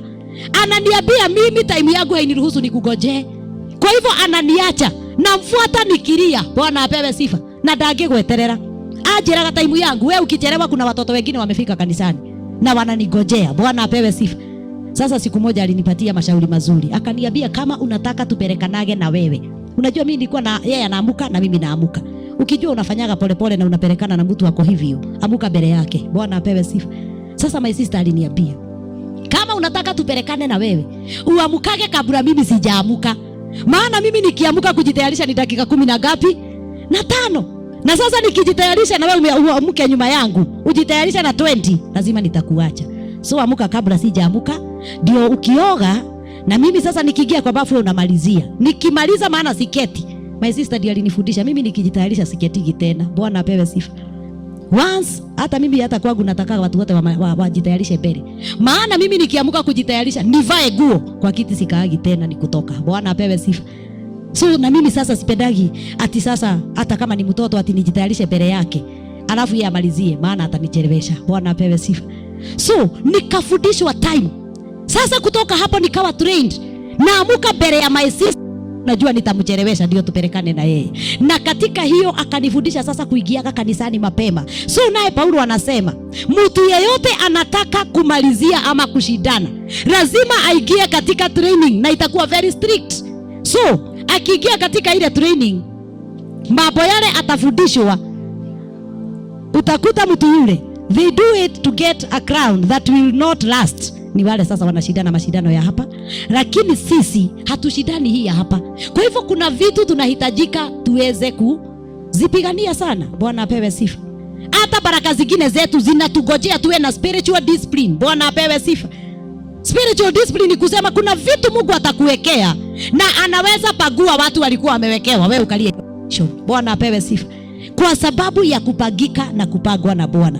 Lakini kama hutapagwa na Bwana na upagike, na wewe uwe katika ile training na ukubali iwe strict kwako, Bwana apewe sifa, kuna vitu hautapokea. Nikiona nao tutule tuhoyaga, tunaweza ishi tukiomba miaka yote, na sisi ni kanisa la Kristo, tuombe from mwaka wa kwanza mpaka miaka 20 na gutire kindu tukona. Mwathani agoshwo. Maana tunaomba lakini hatuingiani na training ambayo Mungu anataka tuingie ndani yake, na ni very strict. Bwana apewe sifa. Akikwambia ingia hapa saa 11 asubuhi na unajua morning glory inaanza 6, tika kutinda mkibishana na Ngai ati wewe ni woroni ya Ngai, ati wewe ndio unaambia Mungu. Mungu kumbuka wewe ni kama Ngai nitawahetia. Nduraririkana tutithiaga 11, tuthiaga 6. Tafadhali amuka ingia hiyo saa Mungu amekwambia. Bwana asifiwe. Mimi ambaye ninawaongoza, vitu nyingi ambazo Mungu hufanya kwa maisha yangu hafanyagi kwa sababu nimepangwa. Kwa hivyo na wewe usipoingiana na training ya Mungu utaachwa tu. Bwana asifiwe. Mungu akwambiaga vitu zako hata hazikuwa ziachiliwe 2026, zilikuwa uzipokee 2023, lakini ulipitwa. Bwana asifiwe. Maana masaa ile nilitaka uamuke uende ukapokee, wewe ulikuwa kwa blanketi na wewe hubolia kaleora na lidho limwe ukauga kastada ukau nikega muno ukagushia. Mwathani agocwo. Ni wangapi hata mnaamshagwa na Bwana, unakuta ulikuwa umeseti saa yako saa 10 uamuke, unapoamuka unasikia kausingizi ni katamu, onota kuletia maithoga cenji aramu ukamekera thaa 10:30. Bwana apewe sifa. Saa 10:30 inafika ukoria ikaikura kiaga atia na ihenya, ukahihinya uringi ugekira 5. Bwana apewe sifa. Wale hambadilishagi. Bwana asifiwe. Mwathani agocwo.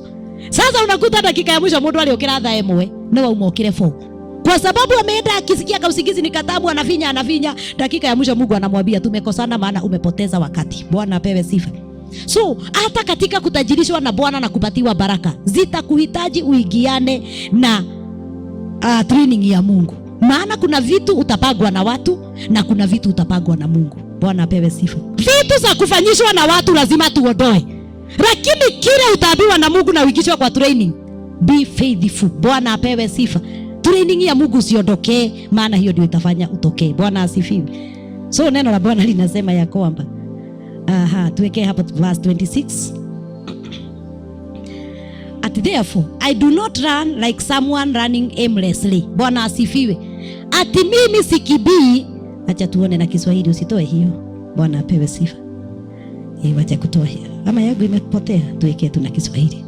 Anasema hata mimi napiga bio vivyo hivyo, si kama asitai. Kwa hivyo Paulo anasema mimi sikibii kama mtu ambaye hana lengo ama mtu ambaye ana sita. Napigana gumi vivyo hivyo, si kama mtu apigae hewa, mtu ambaye anagojea kumalizia vizuri. Tusiwe tuko kwa wokovu tu ati okorea tukaumirerio ni honoki oyo. Bwana asifiwe. Geukia mtu muulize, wewe unataka tu kule utapelekwa ama uko na lengo? Bwana, kuwa na lengo ndio kutafanya wengine tufurahie na tuchekeshwe na Bwana, kwa sababu ulitupa gumi zako ukiwa na lengo. Mimi sikujagi hii ibada tu nikuje. Bwana apewe sifa. Na sikuji kwa sababu pastor hako. Najua kuna watu nilisikia wakisema tunaobaga wakati pastor amekuja kwa sababu pastor hako. Wewe wacha kuwa kama watu hao. Bwana apewe sifa. Omba kwa sababu unatafuta kujua Mungu vizuri na ujue mambo yale ameweka ni kwa ajili yako. Bwana asifiwe. Mchungaji yeyote kusimama mbele zako kama vile nimesimama, ama wale wengine wote wanaweza kusimama mbele zako. Wacha wasimame wakiwa ni kukuelekeza, wanakuelekeza wewe uigiane na sauti ya Bwana. Bwana Yesu asifiwe. Kwa sababu Paulo anasema ya kwamba mimi napiga mbio vivyo hivyo, si kama mtu asitae. Unajua mtu ambaye hana lengo ni mbaya sana. Maana hanaga kile anafanya. Bwana asifiwe. Yeye anasema niko kwa wokovu, tuthia na aria marathie. Wale mlikuwa mnashuhudia hivyo zamani. Bwana Yesu asifiwe. Bwana Yesu asifiwe. Atene wira araruta. Bwana asifiwe. Mimi niko tu hapa kwa safari, leo ndirathie na aria marathie. Macoka. Si hata atarudi. Maana hajafanya kauli, hajakata kauli yake. Geukia mtu umwambie mimi sitaenda na wale wanaenda. Mimi nitaenda na Yesu. Maana huyo ndio niko na imani na yeye ya kwamba atanifikisha. Pray to God. Lakini modo wake kenoga. Hata mambo yote unafanya hapa duniani, usifanye vile mtu mwingine anafanya. Praise be to God. Maana mtu anaweza choka na ageuke. Ageuka gweka atia. Namba 2, usiweke trust yako yote kwa mtu. Bwana apewe sifa. Put your trust in God. Maana yeye hakuna wakati hakutiri hedi agatera na hakuna wakati atageuka. Lakini mwanadamu unaweza kumtumainia lakini ukakuta amegeuka. Akigeuka wewe utafanya nini? Biblia inauliza wakati misingi ya dunia itatigizwa mwenye haki atakuwa wapi?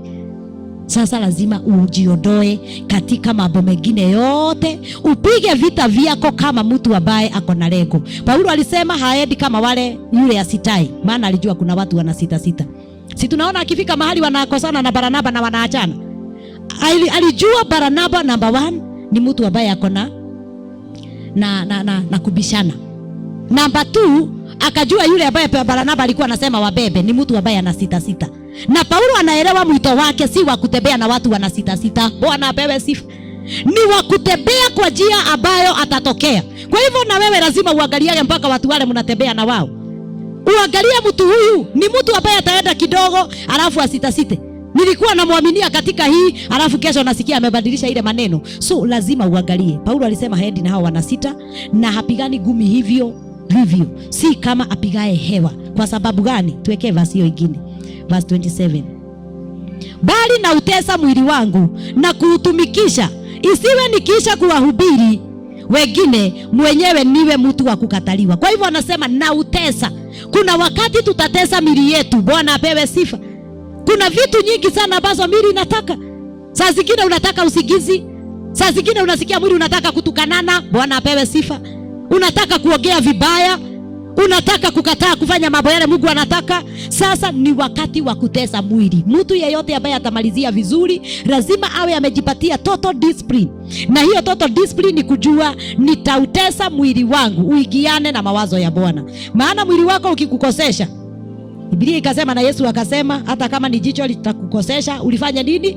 Ungoe uondoe. Kama ni mkono uondoe. Hakumaanisha tukate, lakini tuchunguze mambo yale huo mkono unataka niachane nayo. Bwana apewe sifa.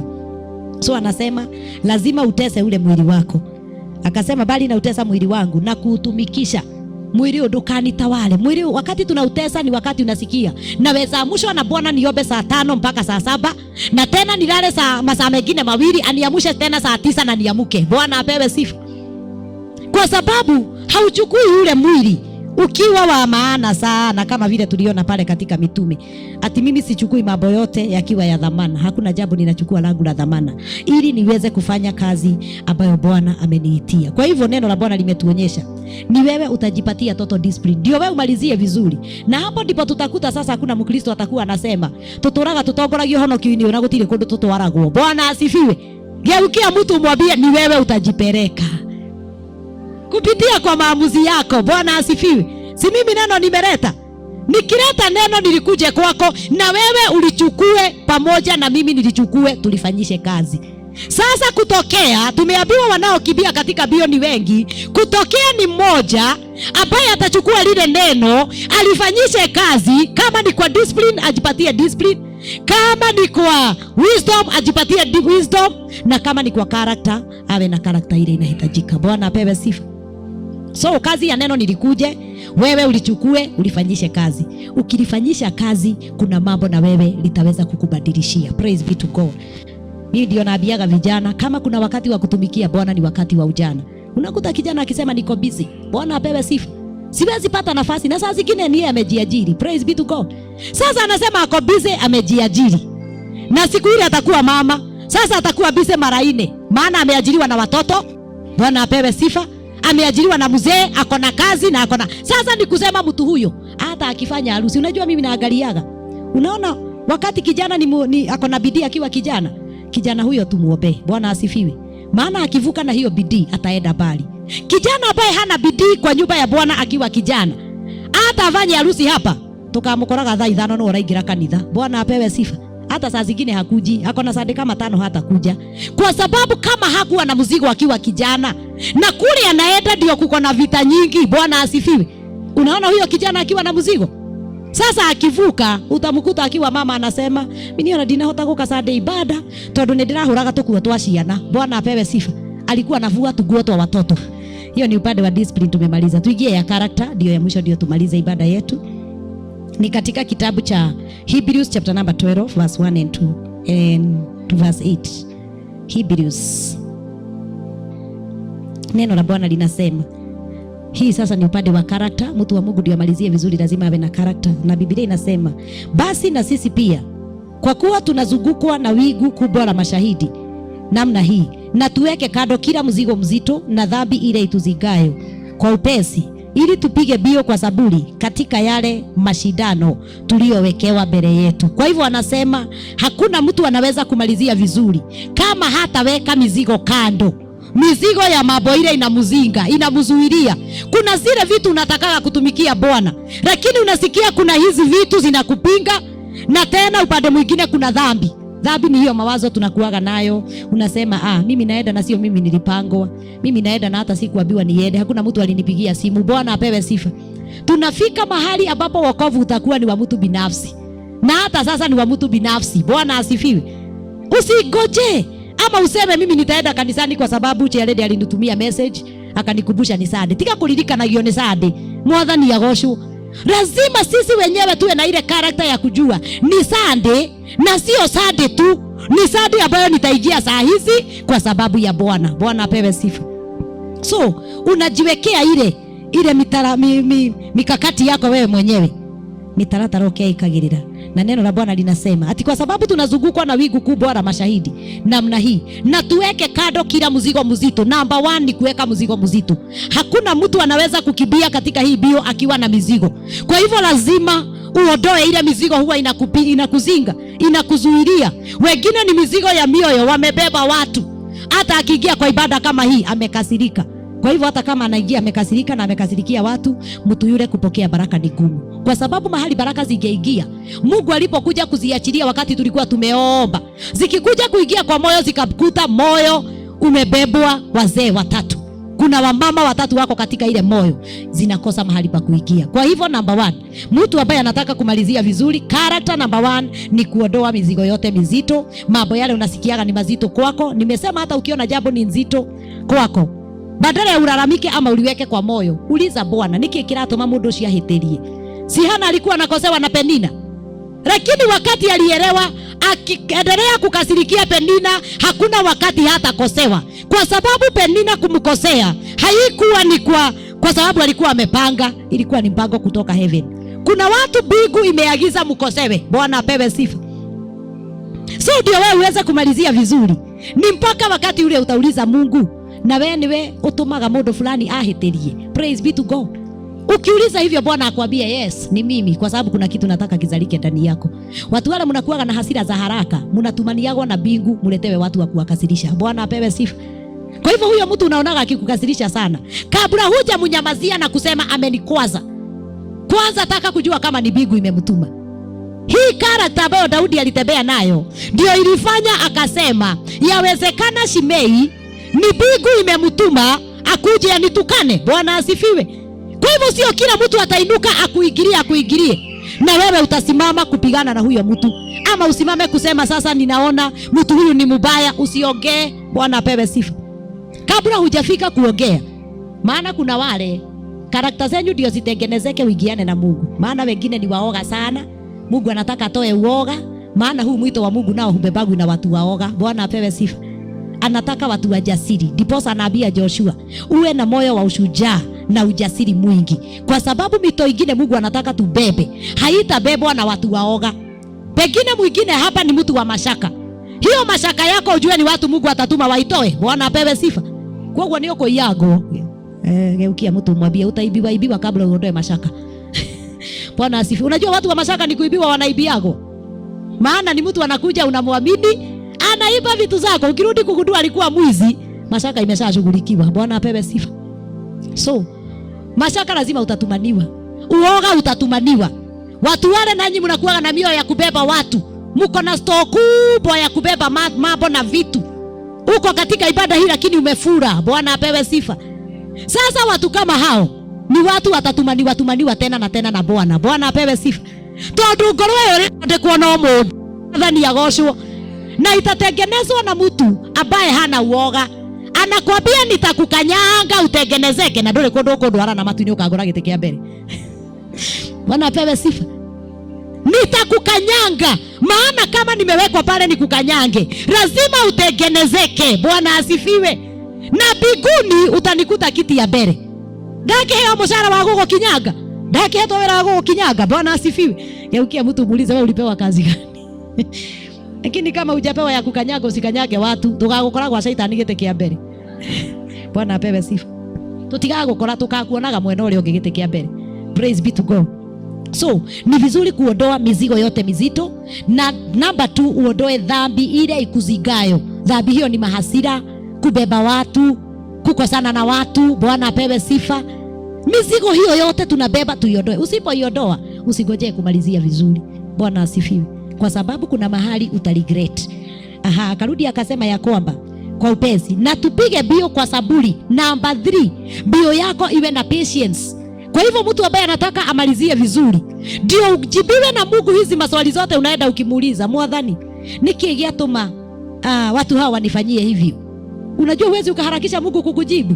Wewe umemuuliza, lakini lazima uwe na patience, ndio Mungu aamue kama atakujibu after 1 week, 1 month, 1 year. Bwana asifiwe. Swali ambalo ulimuuliza. So, hii bio inahitaji watu watakibia wakiwa na patience katika yale mashindano yaliyowekwa mbele yetu. Kwa hivyo hii inakugharimu, ndio karakta yako iweze kudhibitishwa na mbingu, lazima patience ionekane na uondoe mizigo yote mizito. Kwa hivyo kama uko na mizigo mizito umebeba, uko na dhambi ambazo uko nazo, unajua niko na dhambi za hasira. Hasira ni dhambi, kubeba watu ni dhambi, chuki ni dhambi, wivu ni dhambi. Bwana asifiwe. Kiburi ni dhambi, kunena maneno ya watu ni dhambi. Usipoziondoa, hata ukikibia ile bio utaenda kukamatiwa pale na hutatokea. Bwana apewe sifa. So ondoa zote, alafu katika bio yako ni pale nilisema, ukiona kitu inakuja katika maisha, kabla ulalamike, uliza Mungu kwa nini imekuja. Hapa unamuuliza kwa nini, si umepause. Ni pale Psalms inatuambiaga Selah. Bwana apewe sifa. Pause. Kwanza umeditate, hiyo imekuja mbele, imekuja kwa nini. So ukipause hapo, utagojea Mungu akujibu. Mungu akwambie. Na ndio tunaona Daudi anasema Shimei anaweza kuwa ametumwa na mbingu. Si anajua Mungu anatumanaga mtu afanye mwingine mambo mabaya. Sio watu wote wanakufinyiria utainterpret ni shetani. Kuna wengine wanakufinyiria maana hata mbingu inaona kuna right ya ufinyiriwe. Kwa sababu gani? Wengine ni uoga. Mungu anataka uoga uondoke. Akini waragia muno. Bwana apewe sifa. Katika kule kunena sana, ulethia wakora mundu rakwira. Bwana apewe sifa. Nyamaza kidogo. Sasa utachukia mtu yule anakuambia wewe unaongeaga sana. Bwana asifiwe. Hiyo yote ni watu wanatumwa na mbingu, kwa sababu Mungu naye anaona ukiongea hivyo sana kuna mahali utafika. Kuna wengine nao mnanyamaza na mnatakiwa muongee. Katika kule kunyamaza Mungu atatuma mtu wa kukukoroga. Bwana asifiwe. Wewe ni aina ya kuongea, wewe si aina ya kunyamaza. Najua katika hizi vitu za Mungu zinakuwa na shida, kwa sababu kuna watu wanatakiwa waongee na hawaongei. Kuna wengine wanaongea na hawatakiwi waongee. Kwa hivyo anasema wakati sisi tunakimbia tutazame Yesu. Na tukitazama Yesu ni mwenye kuanzisha na mwenye kuitimiza imani yetu, ambaye kwa ajili ya furaha iliyowekwa mbele yake aliustahimili msalaba na kuidharau aibu. Mtu ambaye anatakiwa amalizie vizuri. Usiogope ile aibu unapata. Bwana apewe sifa. Ati unasema mimi kwa sababu sasa nimefungiwa nyumba, nimefanyiwa, nitaenda nichukue roni ndio nikuje nifunike watu wasinione na aibu. Tafadhali utajikuta katika aibu baya kuliko ile Mungu alikuwa amekuletea. Wacha Mungu amalizane na wewe. Bwana apewe sifa. Maana karakta ni kusema uwe na karakta ya uvumilivu ambayo itafanya kuna vitu wewe hautaziona zikiwa za maana. Yesu alidharau msalaba na akadharau aibu. Amevuliwa mavazi yake pale, amepigwa mishale pale, amepigwa na mkuki, damu imemtoka. Watu wameanza kumdhihaki wakimwambia kama wewe ni mfalme basi jiokoe, mpaka akadhihakiwa na mwizi yule alikuwa amewekwa pale. Na katika hiyo sasa, baada ya hiyo aibu yote, kuna watu mumepitia aibu, na kama aibu yenu ilikuwa imeunganishwa na mbingu, ngojeeni, maana mnaenda kufurahishwa na Bwana. Bwana Yesu asifiwe. Kazi ni kustahimili hiyo aibu. Usiseme mimi nitatoroka huku kwa sababu ninateseka sana. Kuna watu mateso yao imeunganishwa na mito yao, na ni mbingu imeachilia ile mateso. Pewe sifa. Kwa hivyo wewe ukistahimili hiyo mateso, bora ujielewe. Na ndio neno hili lilianzia na kutuambia mtu ndiye anajielewaga kwanza. Maana usipojielewa, sisi watu wengine na huku nje tutakunena vile tunakuona. Bwana apewe sifa. Watu watakuongea vile wanakuona. Niwe wimenye. Bwana apewe sifa. Maana ukijielewa watakuwa wanakunena, unasema leke malie, it is their time, let them talk. Bwana apewe sifa. Okama hemarwa maiga no gwo mako walia. Okamera ne ndako hemarwa manene, ongea yote ile unasikia Mungu akikusaidia. Bwana apewe sifa. Maana wewe unajielewa na unasikia Mungu akikwambia, wacha wakuongee, ndio hapa mbele ni waaibishe. Wataaibika na watakukibiria wewe wakitafuta msaada kwako. Lakini walikuongea maana hawakujua kile ninakutengeneza. Bwana asifiwe. Kwanza watu wakitengenezwa na Mungu wawe vitu za dhamana, wanadhihakiwa sana na wanadharauliwa sana na wanaongelelewa sana. Wakati huo unaudwa na Mungu ndio akufanye kitu cha dhamana, usikubali kujipigania. Bwana asifiwe. Kazi yako ni kupeana barua. Hata mtu akikuja anakuambia nimeambiwa na mtu fulani maneno yako, mwambie hata nimemuongezea barua nyingine. Bwana apewe sifa. Aendelee kuongea. Because kuna watu watainuliwa kwa sababu ya zile aibu walipitishiwa na wengine. Nao walio wadhihaki na wakawanena, wataaibika wakati hawa wanainuliwa. Bwana apewe sifa. Si hivyo ndivyo marafiki wa Job walifanywa? Ukia mtu mwambie basi wacha nivumilie. Mwambie nitavumilia. Bwana apewe sifa. Neno hilo lingine wacha turuke hapa, utateremka mpaka mstari wa 8, utaona sitaki kufika huko maana masaa yetu inaenda. Tuingie katika Philippians chapter number 3. Philippians chapter number 3 verse 13 to 14. Inasema ya kwamba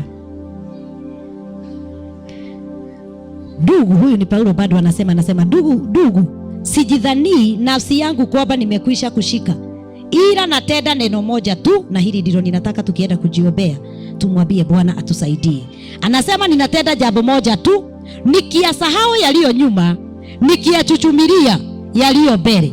Brethren, I count not myself to have apprehended, but this one thing I do, forgetting those things which are behind and reaching forth unto those things which are before. Kwa hivyo anasema karakta ingine mtu wa Mungu anafaa kuwa nayo ni kujifundisha kusahau mambo yaliyopita. Bwana apewe sifa. Wache kubebana na mizigo ya mabaya ulifanyiwa last year but one. Wazazi wako walikufanyia ukilelewa. Tigana na mirigweo, mwathani agocwo. Hiyo ndio itafanya ukae kwa nyumba ya Mungu miaka 20 na hautaona mafanikio. Kwa sababu gani? Ulijifundisha kutokuachilia moyo wako. Umebeba vitu. Kama vile tunakusemaga kule kwetu kuna kuwa na hizi vitu zinaitwa maramata. Sasa nguo yako ya moyo imejawa na vitu zingine ambazo hata nafasi ya Mungu kuingia haiwezi patikana. Wewe ni warakalilio ni shosho wanyu. Shosho ya mpaka aliaga dunia bado ukiwa umembeba. Na hata leo hujawahi muachilia. Bwana apewe sifa. Ukakasirishwa na anko, ukakasirishwa na brother yako. Yaani umekasirishwa na watu. Hata Geukia mtu mwambie, si hata wale walienda uwafungue waende tu salama. Unawakosesha amani kwa kuwabeba na walienda. Bwana apewe sifa. Mwathani agocwo. Sasa wewe umebeba mpaka matituraga guko marekie. Bwana apewe sifa. Wewe ndio uko hapa. Praise be to God.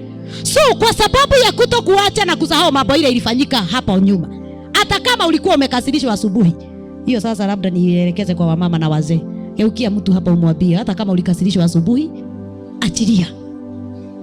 Tujifundishe kuachilia yote yaliyopita, ndio tuweze kufikia hii ahadi tumeaminiwa na kubiliwa. Unajua hizi ndizo qualifications Mungu anaangalia kwa watu wake. Kuna watu unaweza ishi kwa nyumba ya Bwana miaka 30 na miaka 40, lakini hakuna hata katunda kamoja utawahi pokea ama umeshawahi pokea. Bwana apewe sifa.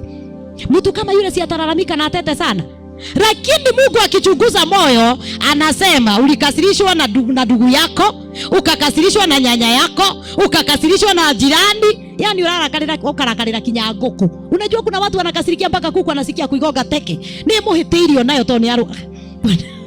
Praise be to God. Akibaki huraga kinyaiti ugakora ni ahurire gete mateke.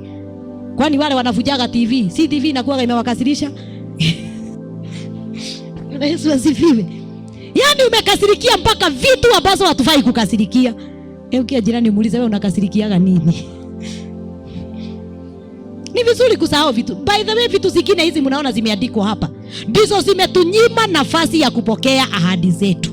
Kwa sababu watu wale ulibeba hata jana. Kama kuna mtu hujaachilia na ulimbeba jana, mwingine umembeba asubuhi, ona tiga rucini, ukiona no thaa ici tuikarite ibada-ini wa gukinyaga hau na no akwazwo niwe.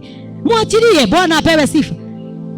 Lazima tuachilie ndio tufikie ahadi zetu. Paulo anasema jambo moja tu ninafanya, ni kuyasahau yaliyo nyuma, nikiyachuchumilia yaliyo mbele. Hauwezi ukafikia yaliyo mbele kama yale yametendeka yakapita, haujaweza kuachilia.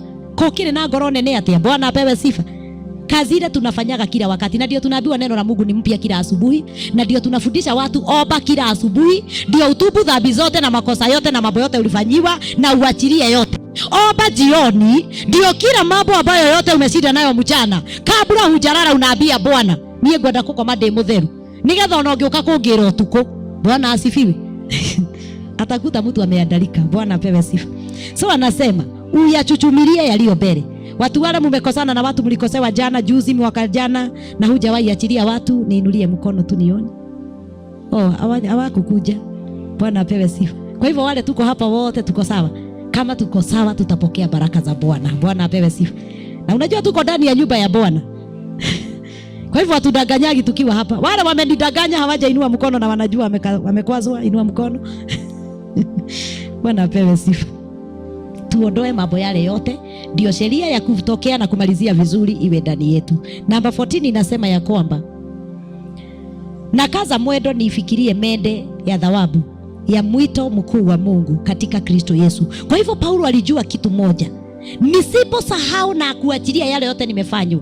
Na ndio tunaona Paulo kuna wakati aliingia sokoni akihubiri, akapigwa. Walipomaliza kumpiga alifanya nini? Alisahau hiyo na akaendelea na kuhubiri Injili. Unajua kama hangesahau, si ni kwenda agenda nyumbani na akalale, naanze kumwambia Bwana ndigocoka kwa mahujeria, ninawahubiria alafu ananipiga. Ni wangapi mnaachaga ile kazi Mungu amewaaminia kwa sababu mmepigwa? Paulo alipigwa viboko, akapigwa. Walipomaliza walimkuta the next stage akihubiri. Bwana apewe sifa. So na wewe lazima uwe una press toward the mark for the prize of the high calling of God in Christ Jesus. Bwana Yesu asifiwe. Mwito uyu ni kurua turuaga bara tukinyire, ni kung'eng'ana na tukaambiwa wale wote aliothe magiginyanaga watapokea kwa nguvu. Bwana apewe sifa. So Yesu naye akasema katika Yohana 12:47, na hiyo ndio nitamaliza nayo. John, singemaliza bila kuguza ya Yesu, maana nataka tuone ile Yesu naye mwenyewe amenena. John chapter number 12 verse 47 to 50 inasema, na mtu akiyasikia maneno yangu asiyashike, mimi simhukumu. Sasa huyu ni Yesu mwenyewe anasema, ndio yale yote nimeongea hapa. Mtu asipoyashika mimi sitahukumu hata mimi. Bwana apewe sifa. Yesu mwenyewe alisema, na mtu akiyasikia maneno yangu nikose kuyashika, mimi simhukumu, maana sikuja ili ni uhukumu ulimwengu, ila ni uokoe ulimwengu. Bwana apewe sifa. Kwa hivyo mambo hata hiyo mimi mwenyewe pia nimenena hapa, nikifuata maneno ya Yesu. Sijanena ndio ni hukumu mtu yeyote, nimenena ndio mtu akiyashika aweze kuokolewa katika mambo yale inaweza kumzinga ama kumzuilia hatima yake. Bwana asifiwe. Verse 48 akasema, yeye anikataaye mimi, asiye yakubali maneno yangu, anaye amhukumuye. Neno hilo nililolinena ndilo litakalo mhukumu siku ya mwisho. Bwana apewe sifa. Wapendwa, si mmesikia neno limesema? Yesu mwenyewe akasema, yule yeyote atanikataa mimi nikiwa Yesu, asiyekubali maneno yangu, anaye amhukumuye. Kuna yule atamhukumu, lakini sio mimi. Bwana Yesu asifiwe. Yesu akasema si mimi, lakini kunaye atamhukumu. Neno hilo nililolinena ndilo litakalo mhukumu siku ya mwisho, kwa sababu alisikia. Bwana apewe sifa. Verse 49 inasema, kwa sababu mimi sikunena kwa nafsi yangu tu, bali Baba aliyenipeleka yeye mwenyewe ameniagiza nitakayo yanena na nitakayo sema. Kwa hivyo akasema ni kwa sababu yote ninayo yanena, si yaneni kwa sababu yangu mimi. Na sasa kuwa na karakta ni kusema, lazima tuhakikishe jambo lolote lile unafanya ukiwa mtu wa Mungu sio la mawazo yako. Bwana apewe sifa. Hata kama Mungu atatutumia na njia gani, nihakikishe chochote ninanena si cha mawazo yangu, ni cha mawazo ya Mungu. Maana tukinena tukiwa watu wa Mungu mawazo ya Mungu, hata kama ni mtu, usihukumu mtu yeyote. Wacha ahukumiwe na neno kutoka kwa kinywa cha Bwana. Bwana asifiwe. Hukumu imejaa hapa duniani. Ndio unakuta watu wanahukumu mpaka wanahukumu Roho Mtakatifu. Unakuta watu hata hawaelewi Roho Mtakatifu akinena mambo. Bwana apewe sifa. Unakuta watu hao wanatoa makosa mpaka Roho. Na ndio unakuta watu wengi wako na vita nyingi zinawapiga. Kwa sababu gani? Wamehukumu mpaka Roho bila kujua ni Roho. Bwana apewe sifa. Andu wa Ngai no kinya twemenye. Kanisa kile kinafanya liweze kupigwa vita nyingi, watu wa Mungu wanapitia mashambulizi na mambo mazito, ni kwa sababu wengi wamehukumu, wakahukumu mpaka Roho bila kujua ni Roho wanahukumu. Naye Yesu akasema, mimi hata watu wakikosa kushika maneno yangu sitawahukumu, maana kunaye atawahukumu, naye ni neno ambalo wamelisikia. Nalo neno ni nani? Neno, tukienda pale John 1:1 inasema, pale mwanzo kulikuwa na neno, nalo neno lilikuwa na Mungu, nalo neno lilikuwa Mungu. Kwa hivyo neno likikuhukumu, ni nani atakuwa akikuhukumu? Ni Mungu. Bwana Yesu asifiwe. So verse 50 anasema, nami najua ya kuwa agizo lake ni uzima wa milele. Basi hayo ninenayo mimi, kama Baba alivyoniambia ndivyo ninenavyo. Bwana apewe sifa. Kwa hivyo siku ya leo ni wakati wako, na wewe ukitaka kumalizia vizuri, hakikisha kila neno. Na ndio nimesema wale wanataka kumalizia vizuri, hata kabla utamuke kitu kwa mtu, hata kabla unene jambo lolote, kwanza hakikisha kutoka kwa Bwana. Maana Mungu akikwambia, kuna watu nilikuwa naongelesha na nikawaambia, nilikuwa nawafundisha aina za manabii wale tunakuaga na wao, na aina za watu wale wananenewa na Mungu. Nikawaambia kuna mtu huwa ananenewa na Mungu, lakini hajapatiwa mamlaka ya kuambiwa enda uambie mtu mwingine. Bwana apewe sifa. Kuna hao manabii wananenewa kama Ezekieli anaambiwa, neno lolote nitakwambia uende uambie mtu. Ukikosa kumwambia, hata kama ni kifo nimeona mbele yake, mwambie atakufa. Bwana apewe sifa. Ajipange. Akikosa kuchukua hilo neno, anze kusema. Hata nabii Ezekiel ameanza kuniita mtu ambaye ameanza kusema nitakufa. Ameanza kuniprofesaia mambo mabaya. Unajua hajui kama ni Mungu amesema. Bwana apewe sifa. So Ezekiel akaambiwa, nikikuonyesha ubaya mbele ya mtu na nikwambie mwambie, wewe ukose kumwambia, damu yake nitakuuliza. Si ni mtu anajijuaga katika mwito. So nilikuwa nawafundisha na waambia, mimi ni mmoja wa watu wale, Mungu akiniambia, kama hajaniambia usiambie mtu, siambiagi. But Mungu akiniambia enda kwa mtu huyu na umwambie 1 2 3, hata kama ni kali nitakwambia. Bwana apewe sifa. Kwa sababu nisipokuambia, si hilo jambo unajua, kutokukwambia kwangu na Mungu anajua litatendeka. Si litakufikia tu. Likikufikia na litakuwa kali kama hivyo, alafu lifanyike kwako, alafu mimi Mungu aliniambia na sikukwambia, si ni mimi atahukumu? Na kwa sababu sitaki hukumu, nitafanya nini? Akiniambia. Lakini hapa lazima uwe mwangalifu sana, usikilize kama amekutuma ama hajakutuma. Bwana apewe sifa. Because hata anaweza kukuonyesha mambo lakini hajakutuma, na anaweza kukuonyesha jambo na akwambie nimekutuma. Bwana apewe sifa. Hiyo tu kuambiwa na Mungu nimekutuma. Kama wakati moja Bwana alinituma kwa madhabahu, aliniambia uende kwa madhabahu ukatangaze kwa sababu ya Kenya nzima. Nimekutuma kwa Kenya. Akaniambia hivyo, lakini akaniambia kwanza utoe dhabihu. Ile niliwaambia hapa na ikawa nyingi. Sasa kutumwa ni tofauti na kunenewa. Bwana asifiwe. Ningekosa kuenda kufanya hivyo, sijui ni nini kingetendeka.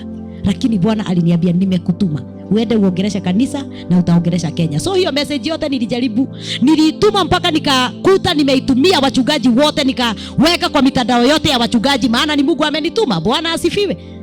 Na wale walishika wakaisikia, wengine wakaniita, wakaniambia hii message na hii message kweli ni Bwana amenena, maana sikuwa na uoga kwa sababu ni nani amenituma. Kama Mungu haja kutuma, unajua hakupatiagi backup.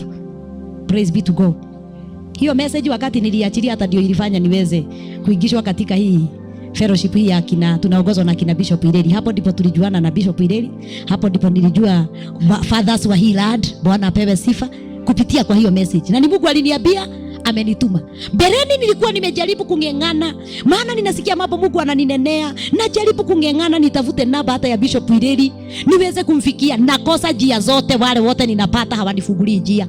Nikasikia Bwana ameniambia achilia message, mimi ndio nimekutuma ukanene. Nikaiachilia. Nilipoiachilia kwanza nilituma kwa mitandao yote. Ilishikwa na Reverend mmoja kule Githurai. Bwana apewe sifa. Yeye ndiye Mungu aliweka sikio akaisikiliza na akaisikiliza. Akapiga simu, maana nilikuwa nimepeana namba yangu ya simu. Akaniita kwa ofisi yake. Hata I think nilipelekwa na minister na mama mwingine anaitwa Mama Mwedo. Bwana Yesu asifiwe. Wakanipeleka pale. Nikaenda akaniambia hii message nimeisikiliza na hii message ni ya Kenya. Na sasa ile kitu nitafanya, nikamwambia mimi Bwana alikuwa amenituma mpaka kwa fathers wetu. Na sasa ninashindwa, sina njia. Aliniambia saa hii tukiwa na wewe hapa. Alichukua simu yake hapo, akapigia Bishop Ireli, maana yako na namba zote za watu wale wote wakubwa wa Kenya. Bwana asifiwe. Huyo ndiye alifanya nipate hata namba zingine za watu wengine wanaongoza maombi wa State House. Praise be to God. Akaniambia uniambie ni nani unataka. Hata akibishop wenu kama huna namba na unataka kumfikia saa hii nitakuconnect. Bwana apewe sifa. Akachukua namba, akapigia Bishop Ireli, akamwambia kuna mtu nataka nikutumie na atakuja. Na nikatumwa. Sasa hata niliingia kwake direct. Bwana apewe sifa. Kwa maodo lazima usikilize kile Mungu anakunenea. Bwana apewe sifa. So kama message Bwana amekupatia, amekwambia achilia kwa watu, hata wakose kuishika, wewe achilia. Usiogope, maana ukiogopa utapigwa. Lakini kama tena hajakwambia achilia, usiachilie. Bwana apewe sifa. So hapa ndio tumalizie vizuri, ni kazi ya kusikiliza Roho Mtakatifu anataka nini. Na wewe ndio ufike kumsikiliza na ufanyike hivyo. Hakikisha umeondoa mizigo yote mizito. Mungu aneneagi watu wako na mizigo kwa moyo. Umebeba akina guka, umebeba akina shosho, na bado unataka umalizie vizuri na Mungu akutumie. Hata kama wewe ni nabii, kuna maunabii hautaaminiwa. Bwana apewe sifa. Ama hata unanena makubwa, unapewa makubwa, lakini Mungu badala akwambie vile utafanya, anakwambia omba. Bwana apewe sifa. Wapendwa, tushughulikie mioyo yetu, tumwambie Bwana atusaidie. Nataka uenende mbele za Bwana, tukamwambie Bwana nisaidie. Jiobe dakika moja, maana zote tunatamani kumalizia vizuri. Tunatamani Bwana atufikishe mahali ambapo alituita. Tunatamani Bwana atuigishe mahali ambapo ni ahadi zetu. Enenda mbele za Bwana.